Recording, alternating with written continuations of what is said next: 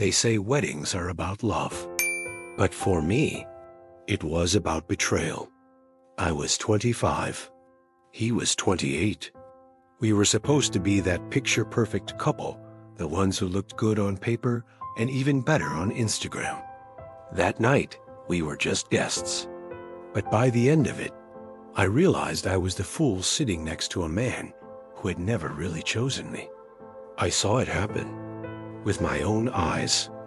In a corner of the venue, behind the laughter and champagne, he tucked her hair behind her ear, whispered something that made her laugh the way I used to. And when he leaned in to touch her waist, his hand landed like it had done it 1,000 times before. I froze, not because I didn't expect it, but because I did. Deep down, I always felt it.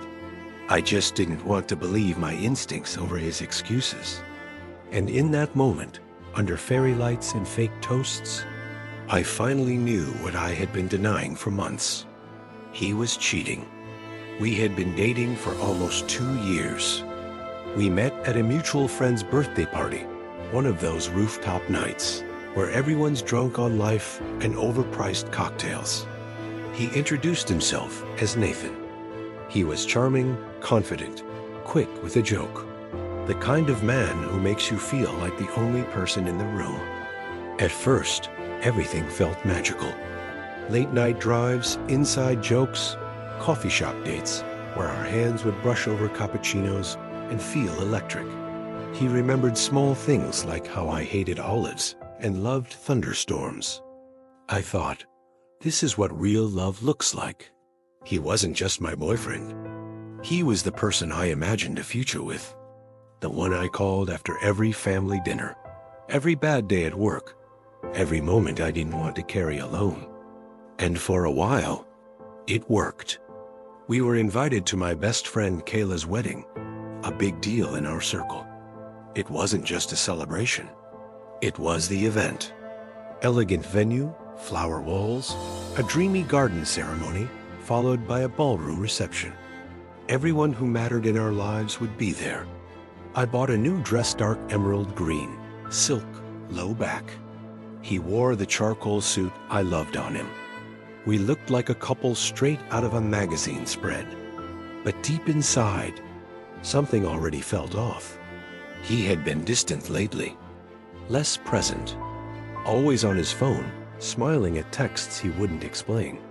Coming home late from work with vague excuses and a shower that smelled like a stranger's perfume. I told myself I was imagining things, that I was just being insecure, that maybe I was scared because weddings make people think about forever, and forever is terrifying.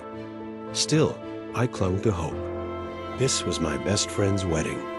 It was supposed to be a night of joy, of love, of celebration. I didn't want to ruin it. I didn't want to ruin us. So I told myself to breathe, to trust him, to smile for the cameras, and pretend everything was okay, because on the outside, it still looked like it was. But the truth? You can't fake connection forever. And by the end of that night, the illusion would crack wide open. The first red flag didn't wave. It whispered. And I ignored it, like we all do when we're scared of what it might mean. We arrived at the venue just before golden hour. Everything looked perfect. Kayla was glowing in her lace gown. Champagne flowed freely, and the air buzzed with laughter and string quartet melodies. But Nathan, he wasn't with me. He kept drifting, stepping aside to take phone calls, lingering a little too long at the open bar. And every time I turned to look for him, he was across the room, never by my side, never introducing me to anyone, never reaching for my hand. At first, I chalked it up to nerves. Maybe he was overwhelmed. But then I saw him laughing with a woman in a navy blue satin dress.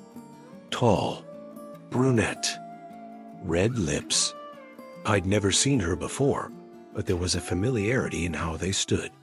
Too close, too familiar. Their laughter wasn't casual. It was intimate.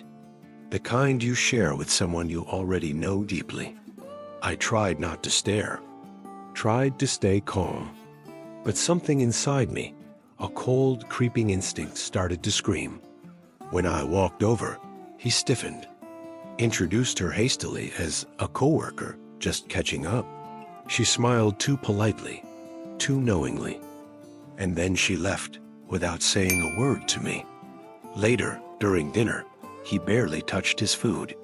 He kept checking his phone beneath the table. His eyes weren't on me. They were searching the room. Then came the dance. Kayla's first dance ended, and couples flooded the floor. I reached for his hand. He hesitated, just for a second. But it was enough. We danced, but his arms felt colder than the air-conditioned ballroom. His eyes were somewhere else. So I stopped pretending. "Nathan," I whispered, "what's going on?" He forced a smile, sighed, "Nothing. You're just overthinking."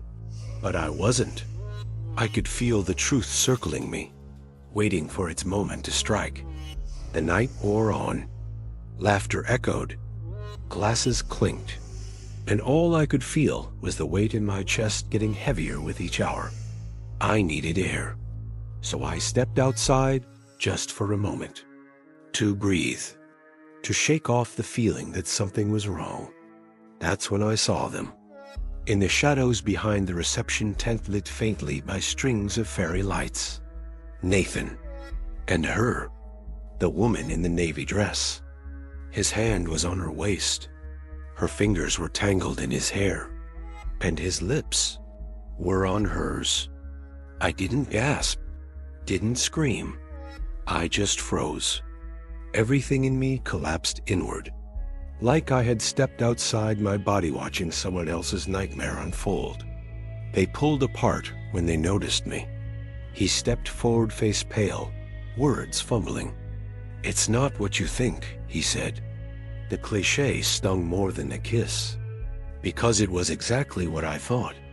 And worse, it had probably been going on for a while. I didn't cry. Not yet. I just looked him in the eyes and asked one thing. Why here? Why now? He had no answer. The woman looked away, adjusting her dress, unbothered, like she hadn't just detonated someone's world.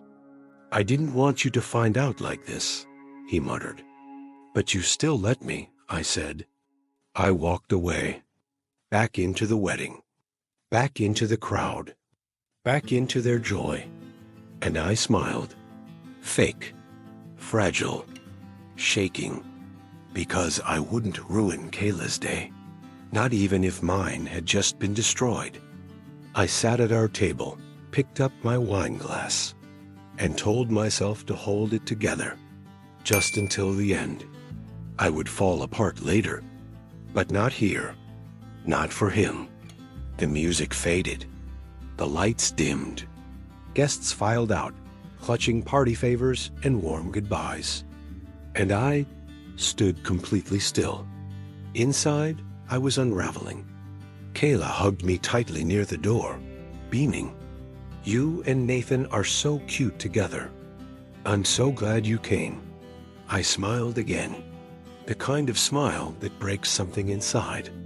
The kind you wear when the truth is too ugly to bring into someone's perfect day. Nathan hovered behind me, quiet like a ghost. I refused to look at him. I didn't want his whispered apologies. Didn't want his excuses. In the car ride home, the silence was loud. He tried once. "I messed up, okay?" It didn't mean anything. But that's the thing about betrayal. It always means something. It means everything. I stared out the window, watching city lights blur into streaks. Every corner we turned felt like a corner in my life I could never return to. Back at my apartment, I opened the door, then turned and looked him dead in the eye. "You don't get to come in." He froze. "Wait, what?" "I mean it. Not tonight. Not ever again." "You're overreacting." "No," I cut him off. I'm finally reacting. You don't get to cheat and stay comfortable. I shut the door on his stunned face, locked it, and for the first time, I let myself feel. I crumpled to the floor. Tears came hot and fast, but they weren't just from sadness. They were from shame, from anger, from every time I ignored the signs, from every moment I convinced myself I was just too sensitive. I thought of how I had defended him, to friends, to family, to myself, and how he had chosen her, in the middle of someone else's celebration, knowing I was watching. The ultimate humiliation. Not just betrayal, but betrayal dressed in a tuxedo. I didn't sleep that night. I sat on the couch, scrolling through our photos, wondering which smiles were real and which were lies. I had loved him, but more than that, I had trusted him with the version of me that didn't have walls, didn't have guards. And now, I was done building bridges. I was ready to build boundaries. The morning after felt like waking up in a burned-down house. Everything was still, but nothing felt safe anymore. The air was thick with the smell of yesterday's lies, and every room echoed memories I didn't ask for. His toothbrush, his coffee mug, his hoodie on the back of my chair. Ghosts of comfort that now felt like poison. I grabbed a trash bag, not out of rage, out of necessity. Every object became a question. Did he hold this before texting her? Did he wear this after lying to my face? Did he love me when he left these traces behind? I wasn't crying anymore. I was purging. And yet, it still hurt. Friends texted, "You okay? Want to talk? Let's get wine and slash tires." I appreciated the support, but I didn't want noise. I needed silence, because only in silence could I hear the truth. I had silenced myself for him for too long. I called my mom. "I'm not asking for advice," I said. "I just need someone to know that I'm hurting." She didn't say much, just breathed with me. And for the first time, I didn't feel alone in my loneliness. That week, I deleted photos, unfollowed mutual friends, blocked him, not as revenge, but as rescue. I lit a candle, not to mourn the relationship, but to honor the version of me who endured far too much. I started journaling, writing everything I was too afraid to say out loud. And in the mess of ink and emotion, I found patterns, not just of betrayal, but of self-betrayal. I had made him the sun, and I revolved around him like a planet. But I was done orbiting someone who saw me only when it was convenient. I booked a solo trip, just a weekend. A little cabin near the coast. No Wi-Fi, no distractions. Just me, my journal, and the sound of waves louder than my self-doubt. It happened one night in the middle of nowhere, in that small coastal cabin where the only sound was crashing waves and my own shaky breath. I wasn't looking for closure. I wasn't even looking for peace. I just wanted to feel again. Something. Anything. So I sat outside under a sky full of stars, wrapped in a blanket, holding a cup of tea I couldn't taste. And then, my phone buzzed. It was a comment on the anonymous Reddit post I had written days ago. A stranger had found it, and they wrote, "I'm in the middle of the same storm. Your story helped me breathe tonight. Thank you for not sugarcoating the pain." I read it 3 times and cried. Not the kind of cry that crumbles you, but the kind that cracks something open, that whispers, "You're not alone. Your pain matters." That night, I wrote back, "We'll both survive this." Not quietly, but fiercely. I didn't sleep much, but for the first time, I rested. There's a difference. The next morning, I walked barefoot along the shore. Waves nipped at my ankles. Wind tangled my hair. And I realized I didn't feel broken anymore. I felt honest, stripped down, raw, but real. And real is the beginning of everything. I returned home with a fire in my chest. Not anger, not revenge, but resolve. I opened my laptop and started drafting an email to my now ex-boyfriend. I didn't cuss, didn't accuse, didn't beg. I simply wrote, "Thank you for showing me who you are." It gave me permission to rediscover who I am. Then I deleted his number, not because I hated him, but because I didn't want to be available for someone who made me invisible. I changed my locks, painted my living room, cut my hair, not for him, for her, the woman in the mirror, who finally stopped waiting, for love that didn't love her back.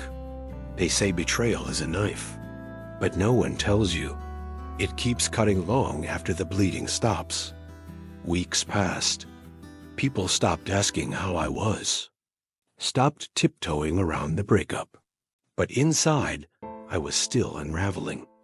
I couldn't walk into a room without wondering if I'd missed another red flag. Couldn't hear someone laugh without questioning if I'd once mistaken cruelty for charm. But something else was happening too.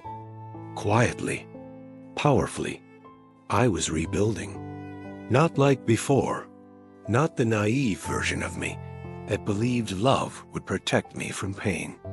This new version of me, she knew better. She knew that self-worth isn't proven by how much pain you can survive for someone. It's proven by how quickly you stop handing over your soul to someone who doesn't value it. I learned that love isn't supposed to confuse you. It doesn't keep you guessing, doubting, shrinking. I learned that silence isn't maturity when it's used to avoid the truth.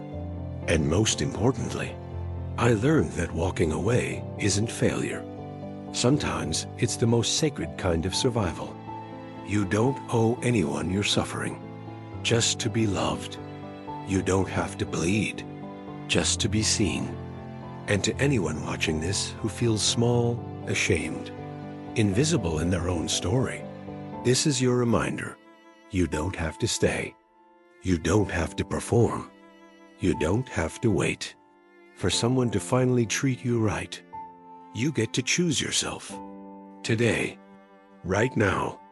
So tell your story, even if your voice shakes, even if the world calls it too much, because somewhere, someone is waiting to feel less alone because of your truth. Because sometimes the strongest thing you can do is survive loudly, and the most beautiful thing you can become is yourself unapologetically.